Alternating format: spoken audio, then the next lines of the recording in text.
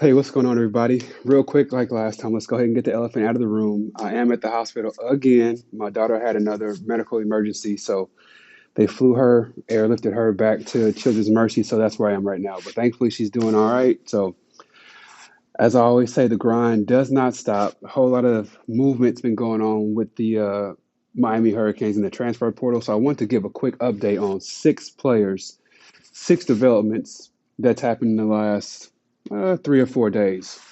Three developments that I think is pretty big news, and especially a lot of chatter, a whole lot of gossip been going on. So I wanted to discuss all of that stuff. So let's do that in this video. First, my name is Jordan Harris. I'm your favorite host in the entire world, and this is Sports Truth. So first, I want to talk about Jaden Mayava. I think that's how you pronounce the name. He's a quarterback from USC. It's been a whole lot of gossip about where he's going to play. Right now, he's at USC. And there's been a whole lot of gossip, a lot of chatter. There's been someone on a message board, somebody who apparently has a lot of connections within the Hurricanes organization. And he came out and said you could just about book it that Jaden is going to transfer to the Hurricanes. He's going to be the starting quarterback for the Hurricanes next year. My issue with that is the transfer portal time, like, it's over. Um, I know that if you, I did a bunch of research online because I'm like, people keep saying he's going to transfer to the Hurricanes, but I'm not buying that because the transfer portal is supposed to be over, right? So I looked it up, and what I saw online is exactly what I was thinking, which is if you're in a bowl game, if your team is in a bowl game, you have 5 days after that bowl game to get into the transfer portal. Their bowl game was, I think it was on the 28th or the 27th, something like that. So their 5 days would have been up on the 1st or the 2nd of January. Today is January 4th. So how could he transfer? I don't know. There's all kind of loopholes. This transfer portal stuff is nuts. It seems like they make up new rules every day. So I don't know. I don't quite understand it, I guess, but people are still saying, even this morning, people are still saying that he's going to transfer to the Hurricanes. I'm thinking that boat kind of already. I think it came and went, man. I think that dream for some people is already gone. But if you go and look at Jaden's numbers, they don't just jump off the page. Like, he didn't just kill it this past season in the games that he did play. So I don't think that would have been a home run for the Hurricanes anyway. So let me know your thoughts. Am I tripping? Am I maybe leaving something out as far as a different way that he could transfer to the Hurricanes? Because, like I said, what I've seen online is you can transfer 5 days after your bowl game. And he played his bowl game far more than 5 days ago. So I have no idea how he could potentially be transferring to Miami. But anyway, let's talk about the next player. The next player, this happened a while ago, but I think we do need to talk about it, potentially celebrate it. I like to stay positive, especially because a lot of these players are considered kids still. So I don't like to talk negatively about people who are playing. But this transfer portal update is actually an outgoing player. It's Jaden Harris, number 7, safety for the Hurricanes. Um, I talked all season about how Xavier Restrepo is in my top 10 favorite players of all time with the Hurricanes. Jaden Harris is the complete opposite of that. He's in my least 10 of all time. I think he's probably the worst starter that we've ever had that I can remember. And I've been cheering for the Canes since '02. So 22 plus years I've been cheering for the Hurricanes. I cannot remember a player that was that bad in the starting position. Again, I don't like to get on here and talk bad about players, so I'll just say that and move on. But I am glad and thankful that he's going to go somewhere else because I was begging for Zay Patterson to get an opportunity, which he did play every now and again. And I could not understand why Jaden Harris was in the game. He was just bad from the beginning of the season. We played against Florida, gave up a huge run on his angles, and all the way through the season, he did bad, terrible angles. And I would always say he was one step short. He was one step in the wrong direction and one step behind every single time. So I'll move on from that. God bless him. I am glad that he's going somewhere else, though. Okay, the next player that I'm talking about is TCU's transfer, James Brockermeyer. So a he came over. So I think his addition is going to be I think a lot of people are going to overlook it. I really think so. He's a center, so starting center. He's going to be one of the starting five on the offensive line. The reason why I think it's so important is because he brings a lot of experience, which is something that you've probably heard me say time and time again on this channel, talking about the importance of experience, not just how good a player is or not just how many stars they have on their 24/7 uh, profile, but like how many game reps have they actually had and how many times have you actually seen them perform well in a game? So first he was at Alabama, then he went to TCU, and now he's going to be playing for the Hurricanes. He's got plenty of experience. The reason why I think this pickup is so important, though, is because when you look at an offense, most of the time people assume that the quarterback is the main guy on the team, and most of the time that is the case. But usually it's 1A and 1B. The quarterback is 1A and the center is 1B. If you look at this pre-snaps, especially in the NFL, you'll see the center walk up to the line and pointing out things. You'll see him bend over, grab the ball, and he's still pointing and calling things out. So the center position is extremely important in football. So to be able to get somebody who didn't just come from high school, who didn't just come from a group of five school, but actually played at TCU, actually played at Alabama, that's a huge deal. Um, he started all 12 games last year. He only gave up one sack. He was the number one interior offensive lineman in the transfer portal. And then we also got this player. Um, we had some competition when it comes to the transfer portal. Obviously, players are coming and looking where they can get paid the most. They can look at where they're going to be able to play the fastest, all these kind of things. But the other two schools that he was looking at was Florida State and USC. So whenever we do get a transfer portal player, the first thing I typically look at is not where they came from or not how many games they played, but I also look at what other schools were looking at this guy. If we get a transfer player, let's say a four-star player from, I don't know, Toledo, and then we look and I see Miami was the only school that offered him, I'm like, maybe some other schools saw some red flags that we didn't potentially see. Maybe there's some issues with this player. But then whenever I look and I see that we got a player over Georgia and Alabama and all of those schools or USC, I'm like, okay, we probably got something there. That's just my thought process on that. Let's talk about the next player. So let's talk about tight end Alex Bowman, I think it's how it's pronounced. Bauman. I'll read a little blurb on what he's done. He actually came from Tulane, which I think Tulane has the worst color scheme in college football, period. They got like this ugly sky blue color, and they got it going with this weird forest green. I don't know how you can mix those two colors, but that's what they did. Um, if you can see me looking back and forth, it's because I'm in this little room in the hospital and people, nurses and stuff keep trying to come in, but I'm thankful that they gave me the opportunity to sit here and do this video for y'all, with y'all. So let me read this real quick about Alex Bowman. With 1 year of eligibility remaining, the New Jersey native has played in 38 games for the Green Wave over 3 seasons, totaling 63 catches and 610 yards and 13 touchdowns. 12 of those scores have come over the last 2 seasons. So 6 touchdowns per season is excellent, especially if you're talking about a tight end. So we know that we had 3 tight ends actually that played this year who actually left. 3 of them that played left. So that's a big deal. We've got to fill those shoes. So bringing in somebody with experience like this, I think, is an excellent move. At the same time, we've got to make sure that Elijah Lofton touches the field in multiple ways this year. If we're not just going to have him line up as tight end, he's got to line up in the backfield.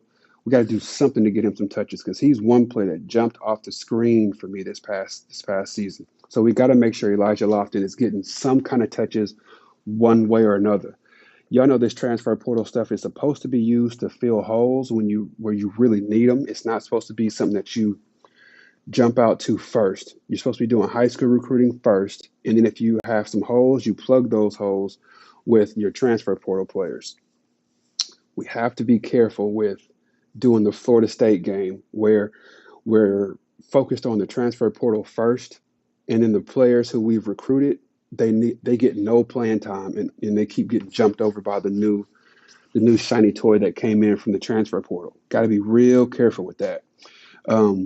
It seems like that's a growing pattern in the quarterback position, which I can understand. We just haven't really hit on the quarterback position with the high school recruits, but we cannot afford to do that everywhere. We got to make sure that these players who come in through the high school ranks, got to make sure they get some playing time.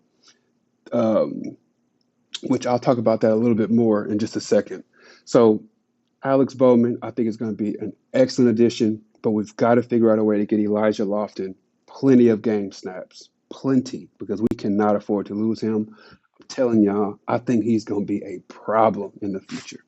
All right, the next player is, I want to talk about these guys separately because everybody's talking about them as if they're one person, and I don't like that. Everybody is their own man. So let's talk about the Branch brothers separately. First, let's talk about Zachariah Branch. I have a real concern with bringing him to the not a main concern about bringing him to the Hurricanes because I think he'll be an excellent fit. Concern is that every time we get a small, speedy guy, it seems like we don't know how to utilize him. We've got to get better at utilizing the Percy Harvin type player. And if you wonder what I mean by Percy Harvin type player, that means a guy who may not be the greatest at running routes, but if you get them in open space, they are a problem for the defense. And if you put them in motion, the entire defense is going to be like, here comes Branch in motion. Let's make sure we focus on him. You can use them as decoys and everything. Just kind of think back at what the Saints did with Reggie Bush when he was playing. Like he didn't get the ball a whole lot, but he was on the field almost every play because the defense had to have multiple sets of eyes on him all the time. So if he wasn't getting the ball, he was at least a decoy, right? So same thing with Percy Harvin. Percy Harvin played at Florida. He got to the league. He played for the Seahawks. He played for the Vikings. And when he played on those teams, he did not get the ball all the time as a stretch wide receiver. A lot of the times they lined him up in the slot area, and he would just do a quick little shifty route, get him into a little bit of space on a screen or whatnot. Like he was always on the field in one way or another, and they just used him to either get the ball in space or use him as a decoy. We have got to get better at the Percy Harvin position. If you're wondering what I'm talking about, just look at the fact that we just lost Chris Johnson. He was super fast, but hardly ever got on the field. Looks like Ray, I'm thinking he's going to end up staying, but he was another player. I'm like, this dude is super shifty, real fast. Why is he not on the field in one way or another? We lost, I don't even want to say his name, but the guy who left and went to SMU, he was a wide receiver with the Hurricanes, and he ended up transferring to SMU and became, an all-world player. Basically, they turned him from a receiver to a running back slash, and he was like an all-world performer, basically. So we've got to get better at handling this Percy Harvin situation, or what's going to continue happening is SMU is going to, because they've gotten both of those players. SMU is going to continue to they're going to continue to use Miami as like a tryout period or something where they play at Miami and they go, oh yeah, they do look pretty good on this Division I level. Let's go ahead and steal them and bring them over here because we know how to use these players in open field. So we got to get better at that position. But I think Zachariah Branch would be excellent for us, not just on the offensive side, but for special teams. Like the dude does kickoff returns and punt returns, which I think we were lacking in big time this past season. I don't know why this happened, but if you go back and look at the tape, and I've mentioned this on the video before, if you go back and look at it, Ray hardly ever did fair catches. He would just let the ball bounce and go wherever. And when he would just scream and point to where the ball was bouncing, he would just move out of the way. And most of the time, the ball would bounce and go sideways, or it would bounce and go towards our direction. But the last couple of games toward the end of the season, there were times where we lost 20 or 25 yards because the ball would bounce and just take off down the field towards the other end zone. I'm like, well, if he would have done a fair catch on that, we would have saved 20 yards. So I don't know if it's because the special teams coach didn't trust him making those and would rather him just get out of the way to keep those big momentum plays like a muffed punt from happening. But we got to do something with that on special teams. And then we got to get at least one touchdown on a kickoff or a punt return because I don't think we had one this entire year. got to get some big plays on special teams, and Zachariah Branch would definitely do that. Now let's talk about Zion Branch. I do think that this is going to most likely be a situation where both players go to the same location, which is why everybody's talking about them as if they are one person. But I think the Hurricanes actually offer a really good situation for them, mainly because we've had so many receivers who have left. And then we also had such a bad safety situation last year. One of the things that I believe people overlooked that I noticed every game is the fact that we missed Cam Kitchens and we missed James Williams tremendously this year. If you remember, Cam was our ball hawk on defense. He got, I don't know how many interceptions he had last year, but he made quarterbacks second guess where they were going to throw the ball every play because he always found a way to find the ball, and if he got one or two hands on it, he was going to intercept it. That's just how good Cam Kitchens was. He was also like a coach on the field, so the coach could call some of those defensive plays that I was so mad about earlier in the season, where you would have a cornerback blitz and then you would rotate this safety here, then this safety would rotate there, like all that on the fly stuff that you've got to have experienced players for that we were doing at the beginning of the season this year for some reason. So that's what Cam Kitchens was able to help cover up last year that we just were not able to do this season. James Williams, he was a run stopping force. I keep hearing people come in, but anyway, he was a run stopping force.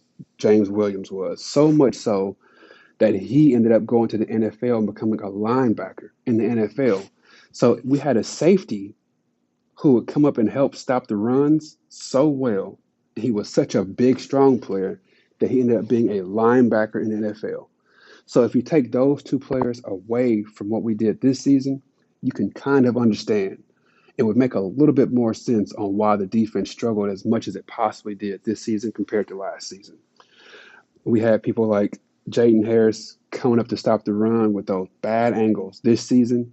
And last season, we had James Williams coming up to stop those runs. So that's that. But anyway, let's talk about Zion Branch. My only concern here is that we did have. So I got two concerns with this one. We've got two players that we have that I really do want to see get some playing time. One is Zaquan Patterson. He has got to play this year. I think when he did come in, he did an excellent job stopping the run. He did not hardly miss any tackles. So I really appreciate that about him. Also, he was a really high recruit. We cannot continue to have high recruits and them not getting any playing time. That can't happen. Um, Again, at the same time, though, it's all about performance. So if they're not performing, you can't play them. But you get what I'm saying. You don't want to be one of those schools where it's like they bring in all these good players, but they're not developing them in, and they just sit them on the bench. And then you don't want to be that school. Trust me, you don't want to be that school. So one of my concerns is we got to get Zaquan Patterson more playing time. The second is we did bring in Poyser from Jacksonville State. He's supposed to be a really good safety. And bringing in Zion Branch, we would basically have one of those guys would be the odd man out. It's three of them. It would be Zion Branch, Poyser, and Patterson. Three safeties. There's only two safety spots. One of those guys would be the odd man out, and I'm thinking it would end up being Zaquan Patterson, who would be the odd man out. And I just can't really see that happening again this season. So that's my thoughts on that. But Zion Branch has had some injury issues going in the past, but he would come into an excellent situation just because of how poor our safeties played this past season. It would maybe be a possibility if Zaquan Patterson, because he tackles so well and he's such a physical player, it might be an opportunity for him to turn into a linebacker at this college position, at this college level. It's a possibility there, but I would like to see all three of those players on the field every game. That's my thoughts on that. But both of those players, it seems like they're going to be a package deal. Zachariah Branch comes into an excellent situation because we lost so many receivers and also because our special teams are so poor. And then Zion Branch will have an excellent opportunity because our safeties were just bad this past season. I'm not going to say bad because I thought Powell did a decent job. I do think he did a pretty decent job. But Jaden Harris was so bad, y'all. I'm telling you, he was so bad. So it seems like those two would have an excellent situation with the Hurricanes. So I'm thinking they most likely will sign with the Hurricanes. So those are the updates that I want to provide today of those 6 players, which is Jaden Mailava, Jaden Harris, James Brockmeyer, who is coming to the Hurricanes, Alex Bowman, who is coming to the Hurricanes, Zachariah Branch, and Zion Branch. So those are the 6 players that I want to give an update on. Let me know if there's anybody that you're thinking of that we should be talking about right now.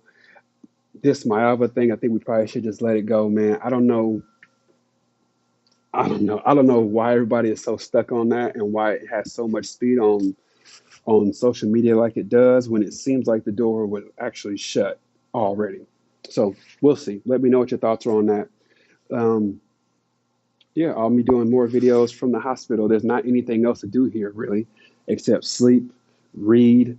I do a little bit of work from my computer every now and again, but there's nothing else to do. So I might as well be talking to y'all, right? It's what I enjoy doing anyway. So you could be anywhere in the world, but you're here with me, and I truly appreciate that. So take care. God bless. Peace.